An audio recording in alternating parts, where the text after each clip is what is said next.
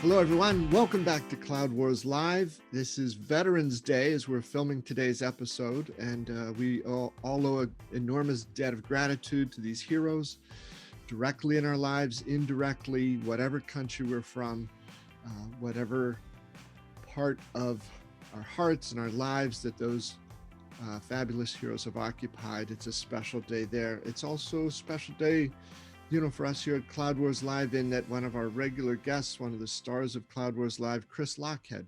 We haven't seen him for a few months.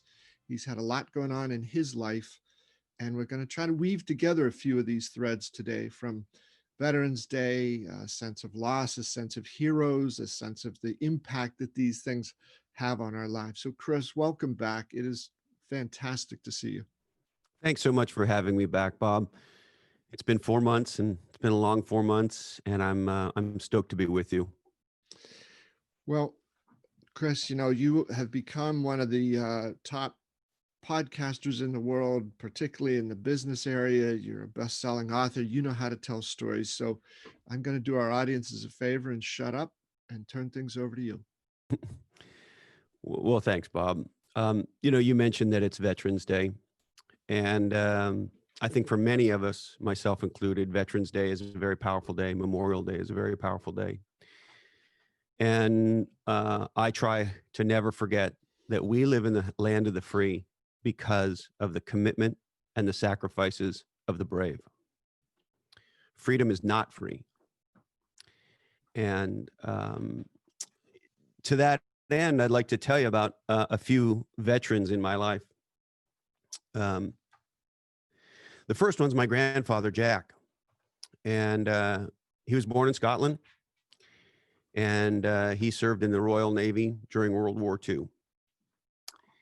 And for whatever reason, Bob, as a young boy, I was deeply fascinated by World War II.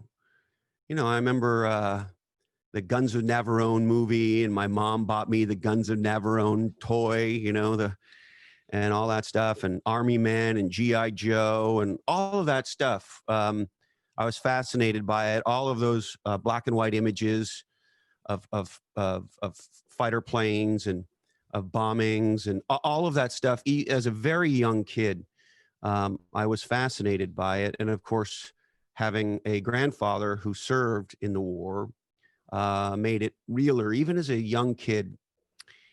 And I remember very distinctly, Bob, and you'll excuse me if I get a little emotional, but very distinctly, at about five years old, somewhere around there, young, I remember saying to him, "Granddad, why were you in World War II?"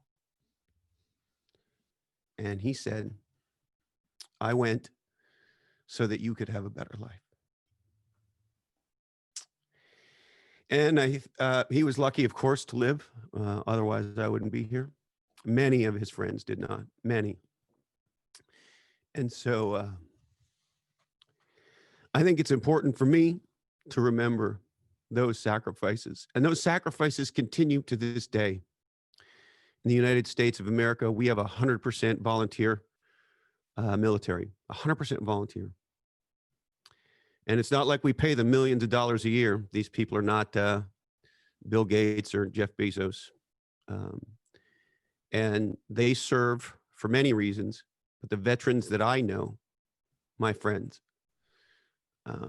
serve out of a commitment to our country.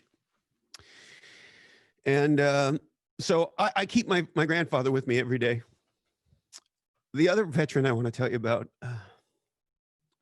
is my father-in-law, Phil. He served our country in the Korean War as a Marine. My grandfather was also in the Navy. And in December of this year, 2020, Phil will turn 90 years old. He's extraordinarily healthy, thank God, and thank his daughters, because whenever anything's up with Phil, they're on it. And we have all come together as a family to make sure that he and his wife, Jean, who's about 5 years younger, we're all over their health. If anything looks off, we're on it. And so we have fought hard to keep them healthy and to keep them with us. And we're grateful for every moment And my father-in-law I spoke to this morning, he talks to my wife twice a day. He runs the last working commercial orchard in San Jose. He's got about just a hair under 2 acres with approximately 600 fruit trees, most of them stone fruit, peaches, and plums and things along those lines. He's got an incredible garden, grows grapes and persimmons and lots of other things as well. But primarily known for stone fruit, the most legendary peaches on planet Earth, as far as I'm concerned. And his daughters make the most legendary peach cobbler you've ever tasted, with homemade ice cream, homemade peach ice cream, I'll tell you. Anyway, they're an Italian family, very, very close, very, very loving. It's been one of the absolute great joys of my life to become part of this family. And I wanted to share with you what I shared with Phil this morning. And we call him Papa. And I said, Papa, I wished him a happy Veterans Day. And I said, I want you to know that I'm proud to be in a family where you're the patriarch. You are the model of what a man is. He served our country and he loves our country deeply. He loves his wife and his family and his kids and his grandchildren. He loves the shit out of those fruit trees. He spends 6 hours a day in that orchard, pretty much 7 days a week. And he deeply loves his church and his community. And that's kind of it. You now know Phil. Now, there's lots of other things you could delve into with him, and he'll tell you about everything you ever wanted to know about produce for a long time if you're willing to listen. But he is, and I say this in the most laudatory way possible, a simple man. Yeah. And the other thing that's amazing about Phil, it would be easy if you said, hey, 90-year-old Italian-American man.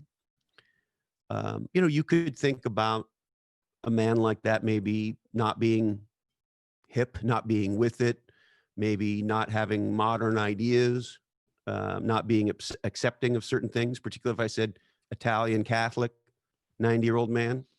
In the case of Phil, none of that is true. He is incredibly open-minded. He's incredibly loving. He believes in personal freedoms, live and let live. If you're a good person, you're okay with him. He's one of the most unjudgmental people I've ever known.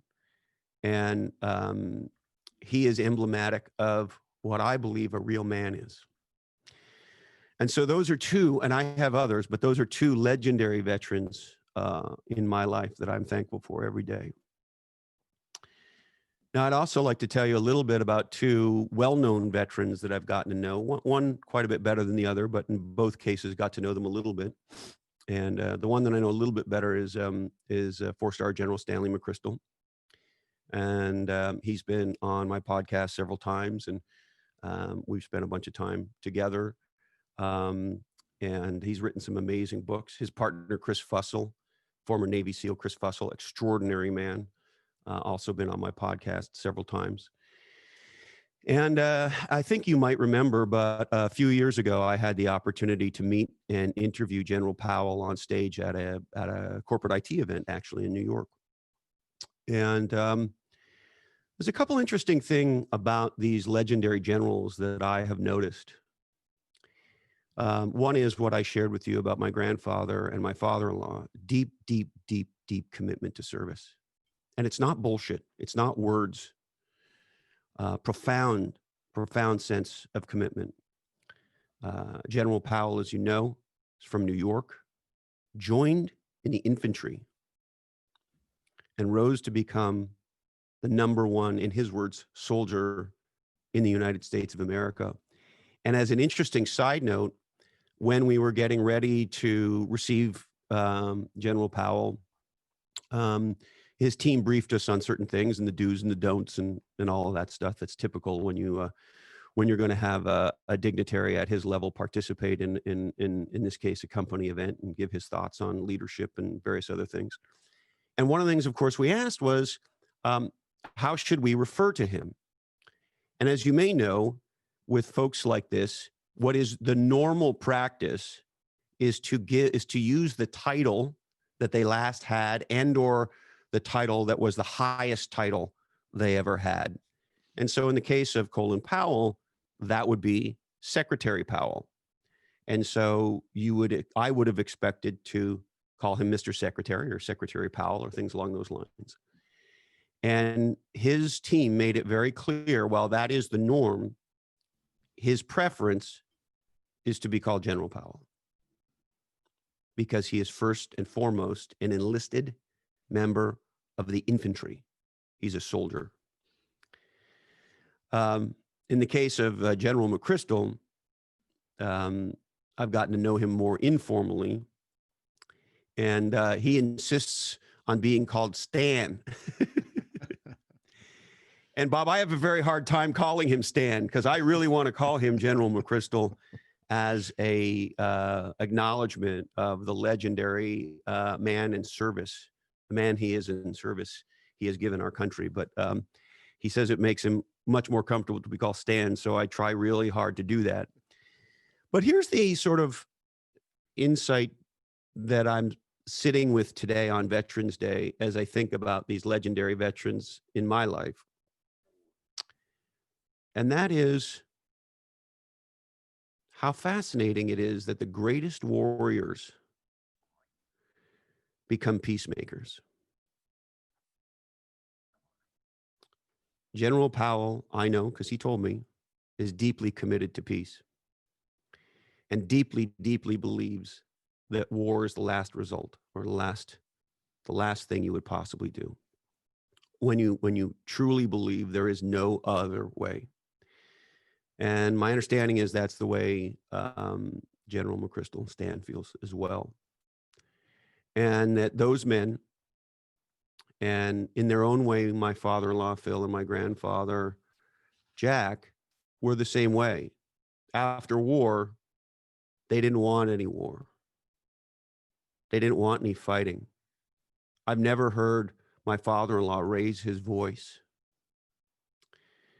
So it's fascinating to me that these legendary warriors who have succeeded in war, their commitment now, their commitment after the fact, is a deep, deep commitment to peace and to freedom. And I think there's a lesson in that, certainly for me and maybe for others. Chris, remarkable stories there. I was looking up this quote as you were describing how, they become peacemakers, and but it was, I think this has been around for thousands of years, perhaps. If you would seek peace, prepare for war. So you have these simple men, these great men who did not seek war, they sought peace. But to achieve that, as your grandfather said to you, I did this so you could have a better life. They did those hard things. They took willingly the sacrifice that would be called on them. And while they achieved great heights, they kept in mind the ultimate goal, right? Wouldn't the ultimate success for those generals to be to make war somewhat, extinct? I mean, that runs counter to the human condition. Unfortunately, that's not going to happen. But to have these people who understand it so clearly, in that effort to try to bring peace to the world is great. And I think it was Dwight Eisenhower too, who said something like, only a fool would ever want war. He said, it's the, until every other option has been exhausted. Chris, I want to ask about your grandfather. And I know you were pretty young, 4, 5, 6 years old, the story that you mentioned there. And when he explained the reason for his sacrifice, did you know him when you were a little bit older, so you could follow through with this? Because my sense of these extraordinary heroes, veterans from World War II, my father, the fathers of all of my friends, came back from World War II or the Korean War, they would never, ever, ever talk about what they did. It's like it was a chapter in their lives. They shut it and they closed it, and they did not want to share it, especially, I think, with the people they loved the most. Yeah, I think I think best I can tell, and I'm not an expert, but that's emblematic of that generation. I saw some veterans on TV. I wish I could remember his name. There was a paratrooper who landed in France on D-Day on TV yesterday, who went skydiving at 99. Did you happen to see this? No, It was no, unbelievable. gosh. And he was Wow. talking about exactly this point, that that it's part of, and this will get me to a recent book that I think is a very powerful book by Ryan Holiday called Lives of the Stoics. Mhm. There was something very stoic, important about that. And in the case of my grandfather, Jack, he would just share certain things with me. I think I was so curious about it that he wanted to respond.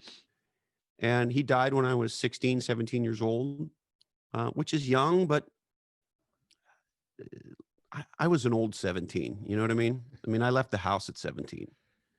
Um, I started my first company at 18. So um, anyway, I would ask him about it over the years, and he would share little things here and there, and I would piece together some of his experiences and you know why, for example, he and my grandmother chose not to marry when he got deployed, because he knew that he might not come home, and he didn't want to burden her with that, and so they waited till after the war to get married.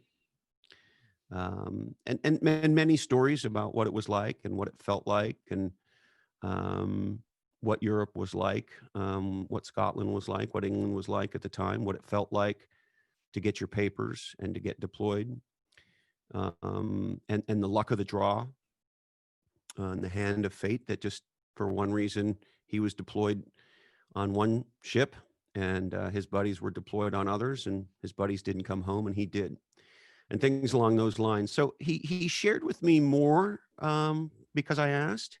And interestingly enough, we've asked Phil more and more over time, and as he's gotten older, he has shared more and more. Not the heavy stories, but just more things about his life. We know more about his life than we did even a few years ago. And another author, maybe if we get a chance to talk about today, is this guy, Bruce Feiler, who's written this extraordinary book, a legendary book for our time. We just had him on the podcast. His book's called Life is in the Transitions. And his insight, he's a New York Times bestseller. His insights and his research are stunning. We can hopefully get to that in a minute. But one of the things that he talks about when he came on the podcast, and he talks about in the book, is he refers to some research about what are the elements that lead to successful adults. And one of the key things is that as children, they learn their family history, and they learn it in an unvarnished way. So if you had an uncle who experienced something horrible or some big challenge or whatever it was, and so by sharing the unvarnished truth about your parents and your grandparents and your extended family and so forth, that the research shows that when children know those things, they become more successful adults, according to what Bruce shared with me. And so I think whether it was my grandfather or my father-in-law today, while their generation was very parsimonious about what they would say, the fact that both of them have been willing to open up somewhat with us, that's an incredible thing, because I can now share with my sister's kids a lot about their great grandfather. And I can share with Papa's grandchildren and his great grandchildren a lot about their grandfather. And some of them are too young to know. And now, hopefully, I think we're going to have them for another 25 years, if I'm not mistaken. But so hopefully they'll get to hear some of those things directly from him. But no matter what, I'll always know those things and be able to share those things. And when Bruce Feiler told me that, I thought, wow, that's a powerful insight. And I'd never thought about it for myself. But one of the things that I think is a source of comfort and a source of grounding and a source of some true North core values are some of those things that my grandfather told me, and some of the struggles that my parents had and my uncles had, and so forth and so on. Chris, that's wild. You think about, you mentioned as two, highly visible warriors, Stan McChrystal and Colin Powell, and somebody might see them today, hear them talk, and they say, "Whoa, that," and just have no concept that those people were, some of the greatest warriors in the world. And it shows then, as you tell those stories to the next generations and sideways across families and to the younger folks, I think part of what Feiler discovered in that book is that it gives younger people a sense of saying, you can look at somebody and you think you know them, but there's much more to every individual than what jumps to the surface. How could somebody, like your incredible father-in-law, doing that at 90 years old, spending 6 hours a day, 7 days a week in his orchards and all the other things, and the loving family. Yet, man, I would guess that if anybody ever typified the line about the Marines, your very best friend or your very worst enemy, it's the United States Marine, it would have been your uncle when he was called to do that.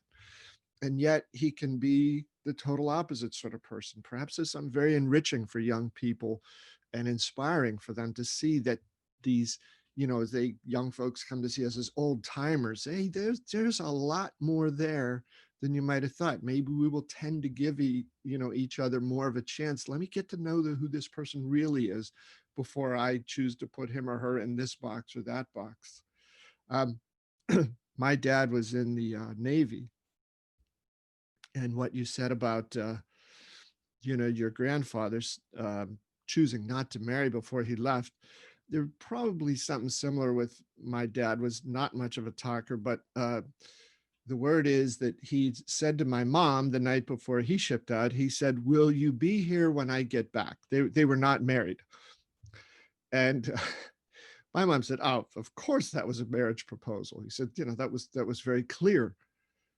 And was we grew up and hearing some stories about Dad and what he did in the Navy. He would be very good at deflecting. Well, we sailed around the world, we did this, blah. And as I got older, I would ask him a lot of questions about it. And finally one day he said, "Look, I've told you, what I think you need to know, but here's a box." And he gave me all these papers. So if Chris, over a period of months, I looked through these and I charted where he was going on these ships, and it made no sense. He, he sure wasn't delivering supplies somewhere. So after my dad died, which was in 1993, along with some of my siblings, I said, there's more here about his war history than we knew. And my sister discovered in a box of their stuff down at the bottom, some pay receipts that he had. And it was, there it was, from the Office of Naval Intelligence. So Dad was a spy, and he just thought it was better to take that secret with him. Maybe he knew that, each of his kids was, precarious enough in our characters that he didn't want to, load us up with any more ammo to possibly, do bad things. But what things we learn, and the preciousness of those memories, and then for Phil, your grandfather, these people you've met today, Chris, and why I think it's just was so special for you to come back to the show today and want to talk about these things. And you're a hard ass, Chris, when you want to be, in the best way. You never set out to be that, but when you need to be, you are. So to see the personal, not toll this takes on you, but the impact it has on you and the feelings that it creates, it's quite powerful. Yes, thank you, Bob. Yes, it is. And we owe them an extraordinary debt, and freedom is not free. And the mantra of the Israelis have a fighting system called Krav Maga that was developed after World War II, when the Jewish people said never again. And so they created a street fighting system that was fairly easy to teach, and it's called Krav Maga. And the mantra of Krav Maga is so we may walk in peace. And so we get to walk in peace because of strength. So Geez, I don't know if I want to go to the next topic or not. Your call, brother. You're the star of the show. So maybe let's talk about some strength. So it's been 4 months since I was here, July. And shortly after our last visit, my brother-in-law, Michael, died in a horrible freak accident. He's married to my wife's sister, a woman I love dearly, and he was one of my best friends. And he's the father of 3 kids, 17, 15, and 12. And he had this horrible freak accident that caused a brain injury. And he was in the hospital for about a month, and he died a little bit thereafter. And because of COVID, we couldn't see him. We could FaceTime with him, but as great as the technology is, it's not like being there. And when it became clear that he was not going to recover, that was a horrible thing to realize that. And then we had a tough choice, Bob. The hospital didn't want him. There's nothing else they could do for him. And because of COVID, any long-term care facility, any hospice-like facility, not available because they're running at 50 to 25%, and there's a line anyway. So we made a decision to home hospice him here at our house. And I was his primary caregiver for the last week of his life. As you may remember, when I was a kid, 16, 17, 18 years old, I worked as an orderly, and I did it all. I was in the ER, I was in the ICUs, I was in the psych wards, you name it. And so being in that environment is not something that freaks me out. And we had gotten to a point where, and I'll just say it how it was for me, I wanted to take control of the situation. Having him locked in a hospital where we couldn't be with him was too painful for the whole family. And so we went through that experience together, our whole family. And I gave him his meds every hour on the hour. And it was a very long week. So that's what's most recently happened. And what I'd like to share with you about Michael is you can't have a father who loves you more. You can't have a husband who loves you more. They had a marriage that Bruce Springsteen writes songs about. You can't have somebody who's a better provider for his family. He was an extraordinary provider. Matter of fact, the only criticism you could have of Michael is that he worked too hard. And you couldn't have a better friend, and you sure as shit couldn't have a better guy to have a scotch with. And so there's a couple things.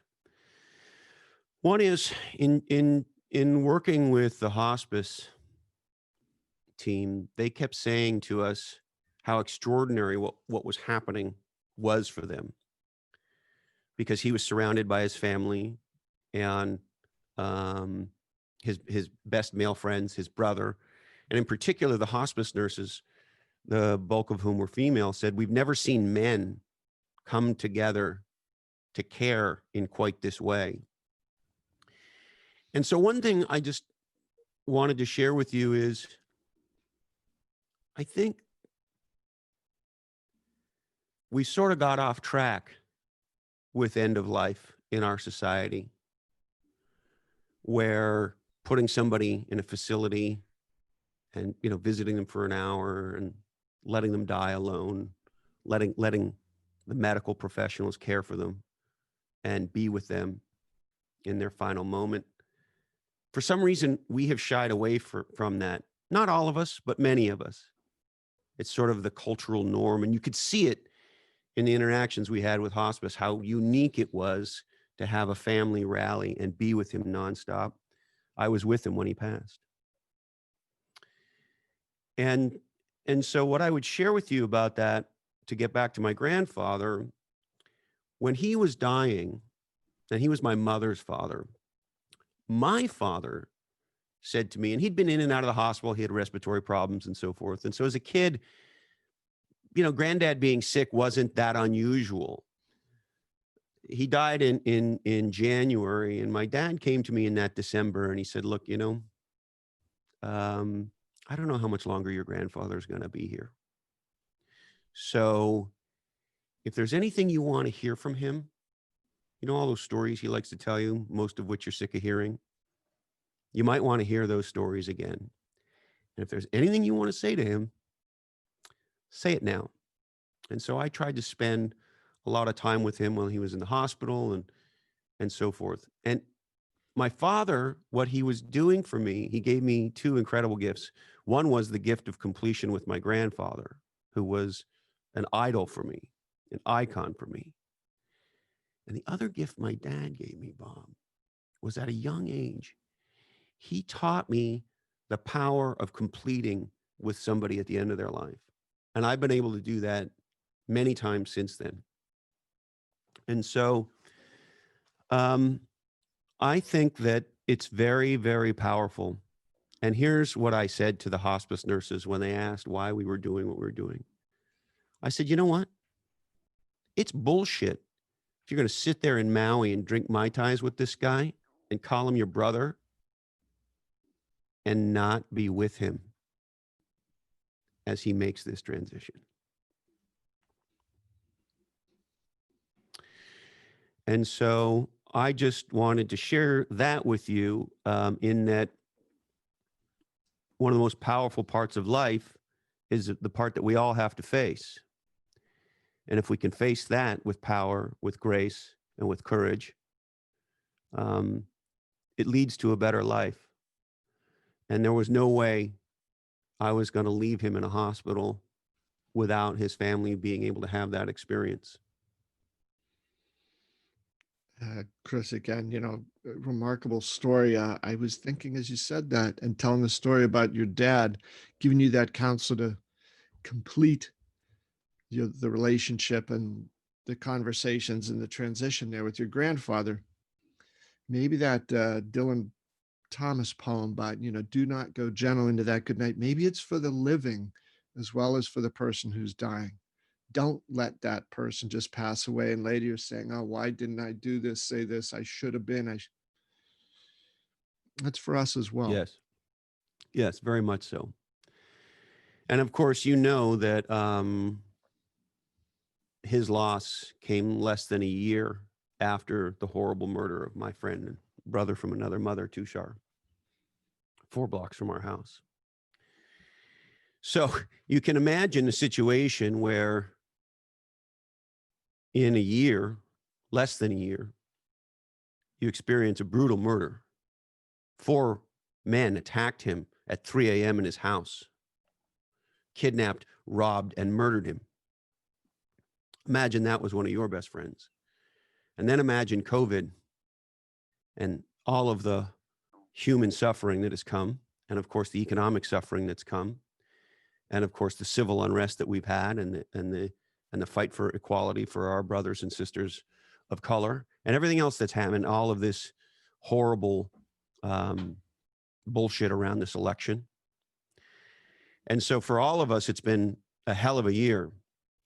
And then you put in the middle of that the murder of somebody you love and the horrible freak accident that takes another person you love all at the same time. And that's a lot of fire to walk through in less than 12 months. And so a lot of people have been asking me, how do you do that? How do you deal with that? And of course, a lot of us deal with pain and suffering in our lives, and we're all going to face pain and suffering in our lives. And there's just a couple things about that I would like to share with you. One of them is the vast majority of the shit around sort of dealing with grief and pain and suffering and loss like this, I have found to be complete, utter bullshit. Oh, well, there's seven stages of grief, and the first year is always the hardest, and all of that, right? Now, with time, it'll... No. All that is absolute stupidity. And so what I have tried to do politely, because I know people mean well when they say these things, is to say, hey, please, not that. And if you think about that, that's bullshit. Okay. This is not going to get better. When you spend as much time on the phone with crying elderly parents as I have, this is not getting better. I talked to a crying mother yesterday. It's not going to get better for her. And so the first thing I would say is most of the stuff that we hear is garbage. So when you have this kind of an injury, when you experience this, my experience, and I'm no expert, you know how much time I spent in psychology or sociology or psychiatry, zero. My psychology, I used to have this sticker that says, my bartender can beat up your therapist. So Jack Daniels is my therapist. There's a couple of ahas that have been true for me, may not be for others, but that have been true for me. The first one is, and I don't know who said it, but it's very powerful. There are certain things in life you can't get around. You have to go through. And at some level, nobody can help you with that. You have to go through it. And in my case, how you go through it has mattered a tremendous amount. And I have gotten through it with three things: friends, family, and faith. And you have to go through it. And we will continue to go through this very, very long walk through fire. Many, many days where you can't get out of bed. So that's the first aha for me personally. The second one is, I think somehow a lot of us get the impression that you can process these feelings and they'll go away.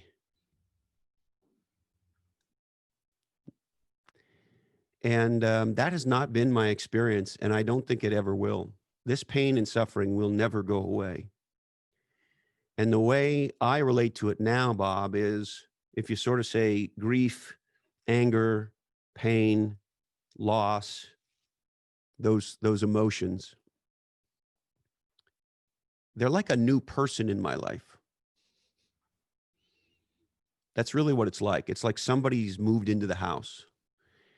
And that person's always with me, more so than my wife or our hens or our cats or, or anyone else. So this new person has moved into my life and is always with me.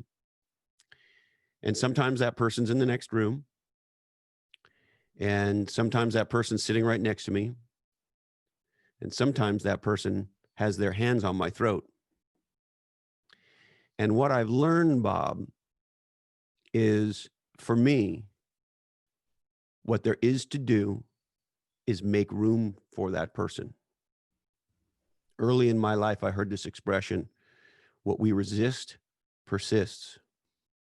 And so all the happy horseshit about the 7 steps of grief and all that stupidity, for me, what has been powerful is to realize, hey, this person's never going away. And so I have to be big enough to have this person in my life. And there's a handful of books in addition to friends, family, and faith that I have turned to over the last 12 months. The first one, of course, is Viktor Frankl's A Man's Search for Meaning. Very few things in my life have been more powerful than that book. I read it as a young man, probably around 14 years old.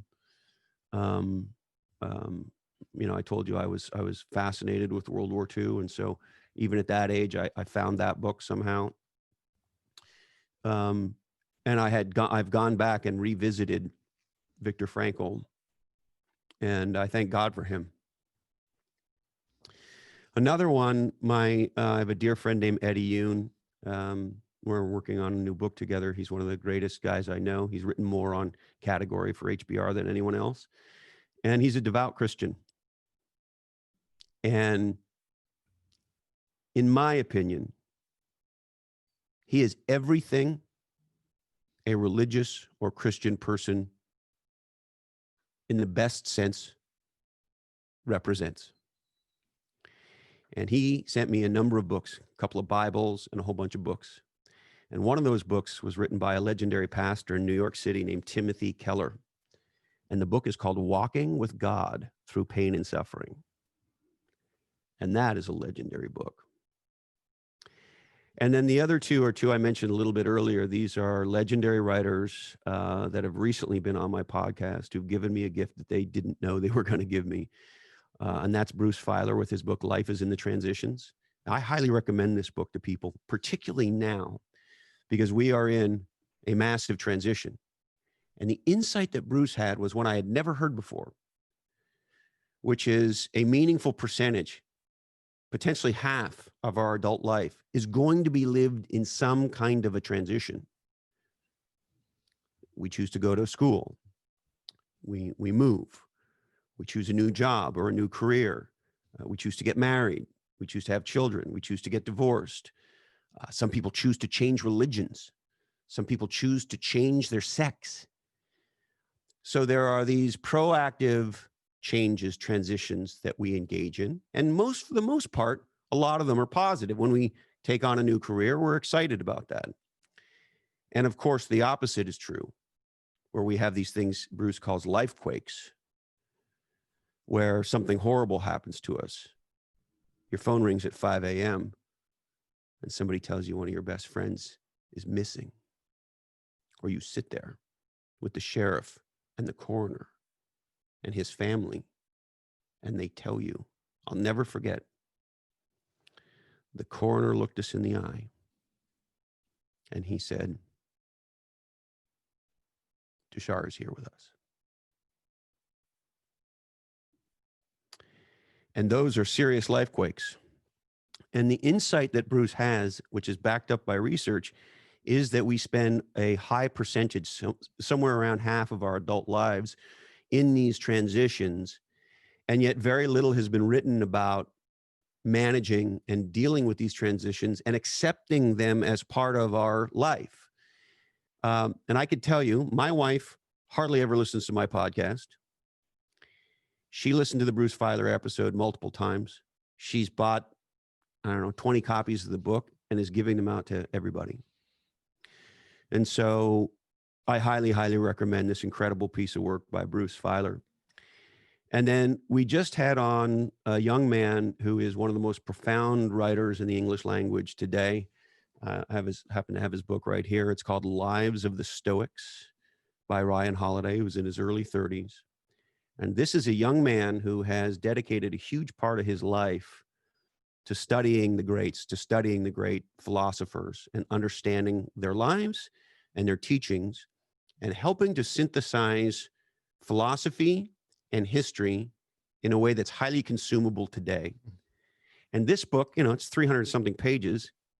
To me, and this is what I said to Ryan on the podcast, is an absolute act of audacity in an era of hustle porn stars and Kardashian ass selfies. This man has dared to write New York Times #1 bestsellers about philosophy and history and their importance in our world today. And this book, Lives of the Stoics, is a very powerful read for today. Because if we want to understand how to process the present, a challenging present, a cocoon time for all of us, looking back in history is a powerful way to do it. And this new book is an incredible gift that I would recommend for the holiday season. We'll be giving Lives of the Stoics and Life in Transition, Life is in the Transitions, to many of our friends and family this year. And so I wanted to share that with you as well as things that I have relied on to, in addition to friends, family, and faith, to help bolster myself through what has been absolutely, beyond the shadow of a doubt, the worst year of my life. Phew. Chris, thanks. As the mysteries of why these things happen, how they happen, how you get through them. I'm very happy for you that you were able to come to that point where you're able to tell everybody, look, don't lay this soupy, syrupy things on me. I know you mean well. I'm just not interested. It will not be taken well. So please save it for somebody else. And I hope that that new person in your life, I hope will gradually start to spend more time in the other room and then maybe out in the garage and then go somewhere else.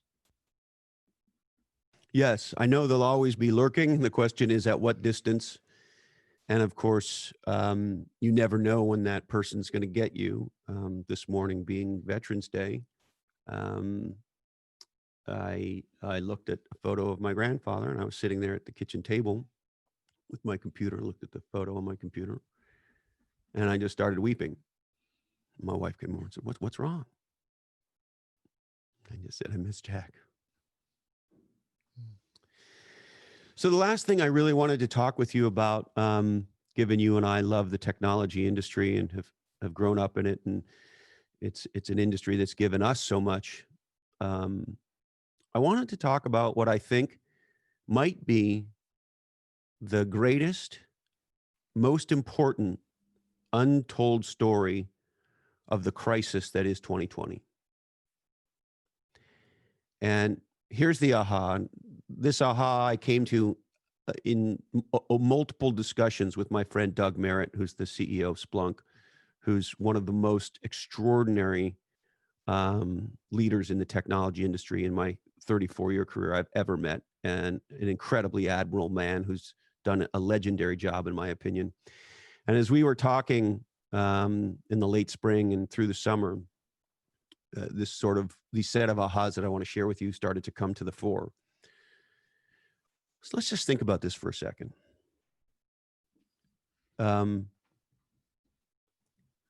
It has become clear that the cloud is an essential service. The internet is an essential service. Data is an essential service. Information technology has made dealing with this pandemic and everything that has come since, we are able to deal with it in a way that we'd be some kind of fucked without it. And I would assert to you that never has an industry scaled and responded like ours. Imagine, so let me give you this one data point from the dumb guys at Stanford. According to Stanford researchers, 42% of the US labor force now works from home. And in many cases, as we know, that happened in a week or days. That's millions and millions and millions of people. Now, what needed to happen for that to happen? I'll tell you what needed to happen. IT workers, technology leaders became essential workers, and they rose to the challenge. They made the technology work. They embraced new approaches so that all of us could work from home. They paid close attention to supply chains so that our hospitals could continue to function. They completely transformed their business models so that some of our small businesses had a fighting chance to stay alive. Amazon.com is an essential service. Walmart is an essential service. Costco is an essential service. We would be fucked without these people. It is a miracle that the internet didn't blow up. We are experiencing now, Bob, and you know this better than I do, what some security experts say is the largest attack, cyber attacks in the history of the United States, on our government agencies, on our elections, on our hospital infrastructure, on our supply chain infrastructure. The level of cyber attack has never been higher than right now. And have we had some problems? Yes, we have. But you know what, Bob? It's a miracle that our banks haven't gone down. It's a miracle that as you and I sit here and talk, the legendary pharmaceutical companies of the world have collaborated on approaches to both minimize the impact of this disease if you get it, and develop a vaccine so that hopefully we will not get it, and many other things. It is a miracle what Zoom has done. Is it a miracle what Slack has done? It is a miracle what Cisco has done to keep the internet operating. It is a miracle what all these incredible Instacart, all these incredible home delivery services have done, changed their business models in a second. What allowed all this to happen? What allowed this to happen is massive investments in the internet and the cloud, massive investments in forward-leaning data technologies, massive investments in telecom. It's incredible that our wireless infrastructure didn't just go poof. We're in the middle of rolling out 5G, and AT&T and T-Mobile and all these incredible companies did not go down with massive increases in traffic and data. Extraordinary. And so what's my point? I think one of the greatest untold stories of this year is that information technology is an essential service. The IT industry, the enterprise technology industry, IT professionals inside companies and inside vendors became essential workers. And they rose up to a challenge, massive increases in data, massive increases in load. And they rose up to that challenge. How is it possible Zoom did not blow up? It's incredible. How is it possible AWS did not explode? How is it possible even some of the longer term vendors, the Oracles, the SAPs, the Workdays, all of these types of folks, how is it possible these systems didn't evaporate? How is it possible the security leaders in the technology world have fended off all of this digital evil? It's possible because our industry has invested tremendously. And IT workers and professionals around the world have risen to this challenge. And I think they are heroes. And that is a great point. I want to come back to that in just a second, but first we want to present a word from our sponsor, BMC. BMC wants to know, is your business on its A game? That's when systems are intelligent by learning from markets, where automation is paramount yet effortless, and when technology and people work as one in an enterprise. The A game is your business at its absolute best. BMC calls this the autonomous digital enterprise. Find out more at bmc.com/agame. They're the greatest unsung heroes of 2020. And Bob, I want to say thank you. I want to say thank you to all of the developers, all of the programmers, all of the IT ops professionals, all of the network engineers, all of the data architects, and on and on and on. Every single person in our industry, whether they're at a vendor or whether they're inside an IT organization, whether they're the one IT person in a small business that's trying so hard to survive, our technology leaders have saved our ass, have literally saved humanity in this time of crisis. And I know that sounds like hyperbole to some, but I would disagree with anybody who disagrees with that. Grow a brain, pay attention, look at what we've been able to accomplish. Look at how we've been able to deal with this crisis. Look at how we've kept our economy going. Look at what's going on in the medical profession. Look at what's going on in research. And so I have never been more grateful and thankful to the vendors and the IT professionals, the CIOs and CTOs, and everybody in our industry. And I think we all owe them a tremendous thank you and a tremendous gratitude. Yeah, Chris, we tend to take these things for granted, right? Naively, foolishly, whatever it might be. But I was reflecting on that some this morning. I writing a piece for tomorrow's newsletter in which I was looking more toward the top of these companies, not all those folks in the middle who really make this happen, the day after day after day stuff, the contributions that you said it so well. But I was trying to think, next month, I need to pick the CEO of the year. And I just went through the 10 companies in the CloudWars Top 10. Look at what these companies have done, whether they're cloud native or, like you said, some of these ones that are bizarrely called sort of legacy companies because they're 40 or 50 years old, right? It's like, women tennis players get to be 22 and it's like, oh, well, they're over the hill. They're 22. But those companies somehow have managed not just to, as you said, Chris, keep all those things up, keep those things from collapsing, but they have fueled the capabilities of the non-technology companies. In a lot of cases, they've helped reel those companies, like you cited, Costco, Walmart, some of these others, the pharmaceutical companies, the medical companies, what Zoom has done. And they've reeled them into the technology industry. And those companies are going to become, within a few years, those today non-tech companies are going to become in some ways indistinguishable from technology companies. And software might be eating the world, but I think the tech industry is eating the world, in that all of those companies are going to come to find that this fusion of what they've always done and what they knew with the most advanced modern technology, all the things you cited there, is going to turn them into new sets of capabilities, new sets of potential and possibilities and opportunities unlike anything anybody's ever seen. So yeah, well, let's get this pretty shitty 2020 year behind us, throw some dirt on it, and jump into 2021 with a lot to be very excited about. And one other big thing about the tech companies, there's been a lot of backlash lately on quote unquote big tech. And look, some of it I think is deserved. Oh yeah. I think the deplatforming, I think some of the behavior of some of the social media companies where they don't appear to be applying certain approaches equally, where certain public figures, authors, politicians, leaders of one sort or another get deplatformed off Facebook or Twitter without any warning. That's bullshit.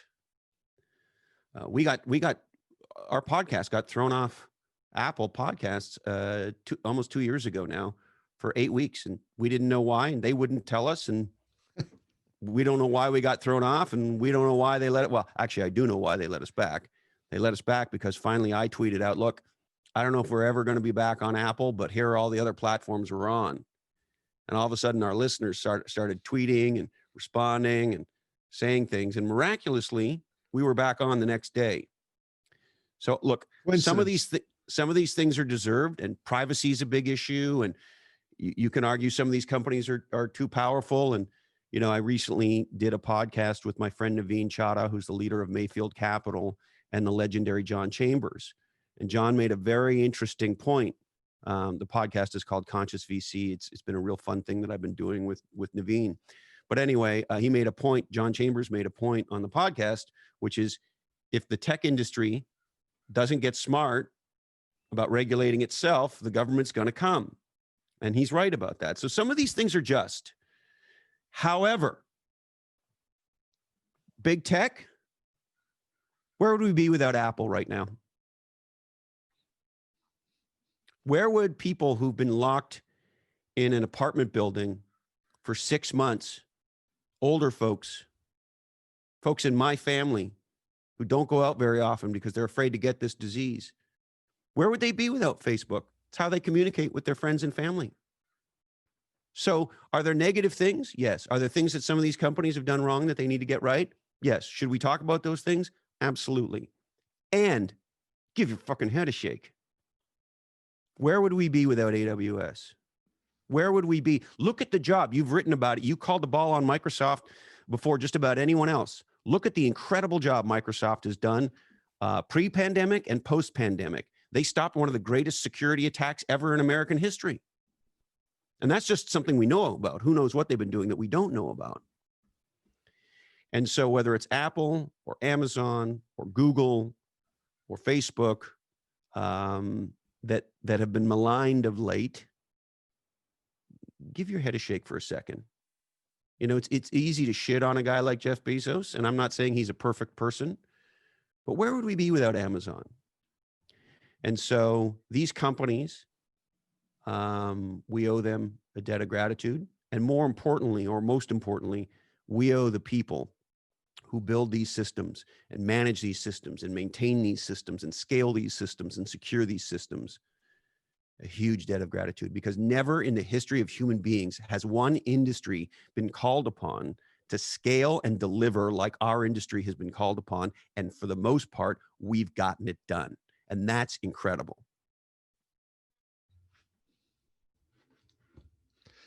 Chris, incredible's a good word for what you've shared today. Not just in its logic and the mental horsepower you bring to bear to it, but the emotional side of it. And I'm delighted to be your friend. I'm so happy that you're able to come back and share some things, not just with me. I'm lucky I get to talk to you fairly often, but with other folks. And your ability, as you need a little picker upper somewhere, your ability to swing from, this glorious rant here at the end about give thanks to the IT industry and those unsung heroes, to these books you've read, to your discussions with Colin Powell and Stan McChrystal, to your, I got to say, this sort of infatuation with the Stoics, and a young author who can, in today's times, or what is the attention span people have now, like 6 seconds, or am I overestimating that? But he can go back a few thousand years and, make this stuff, as you said, consumable, enjoyable, fun.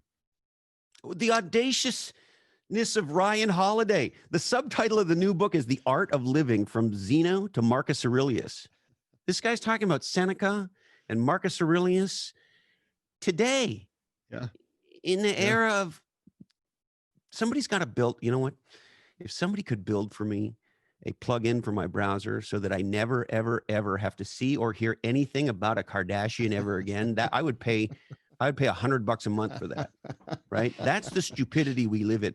We live in a stupidity where in the entrepreneur and marketing world, we have all these idiot, I call them hustle porn stars, all these morons and stuff telling you what you want to be as an influencer, like likes and fucking shares mean something, you dumb fucks, right?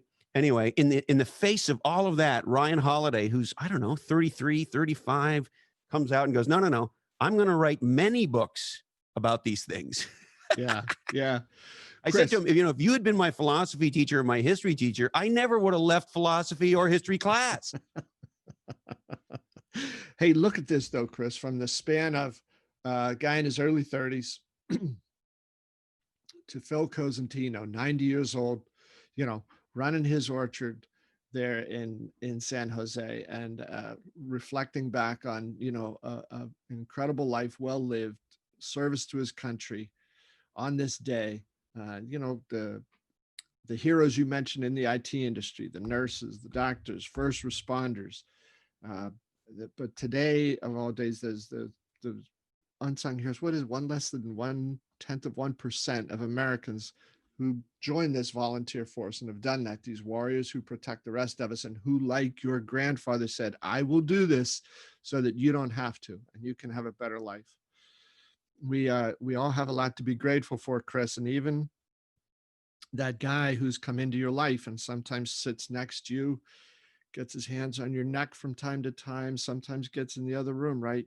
I think there's a gratitude to be had for the wisdom and courage you've had to share that and say, I could try to fight this guy every day, but he's going to beat me. So I got to let him into my life. You got to make friends with him. I'm not happy he's here. I don't like him at all. And I particularly don't like what caused him to be here. Yeah.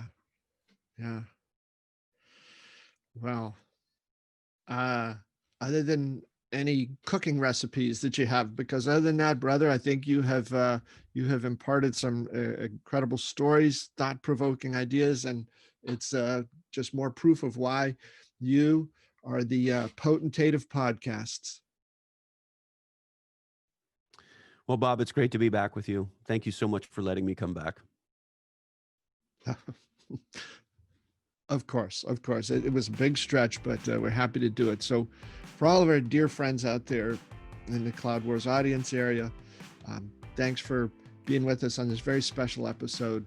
It's very different. Chris, thank you for being here, opening up your heart, your big brain, and your big soul, I think, to the world. And not easy to do, but you're a generous guy. You're a brilliant guy. You're a great friend. Thanks for being here. And we look forward to seeing you next month, because we'll be one month at that point closer to the end of 2020. Amen. Thank you, Bob. I love you. All right, folks out there, love you too. Happy Veterans Day, even a few days late. we've got a lot to be grateful for. Thanks for being with us.